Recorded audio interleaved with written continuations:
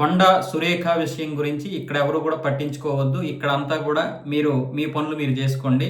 కొండ సురేఖ మీద ఎటువంటి చర్యలు తీసుకోవాలనేది క్రమశిక్షణ కమిటీ ఏదైతే ఉందో అధిష్టానంలో నడుస్తున్నటువంటి కమిటీ చూసుకుంటుంది. మీకు వాళ్ళకి సంబంధం లేదు. వాళ్ళన్నీ పరిశీలిస్తున్నారు. ప్రతిదీ కూడా ఇక్కడ పరిగణలోకి తీసుకుంటారు. మనం ఇచ్చినటువంటి నివేదికలు పరిశీలిస్తున్నారని చెప్పి మీనాక్షి నటరాజన్ అయితే చెప్పడం జరిగింది.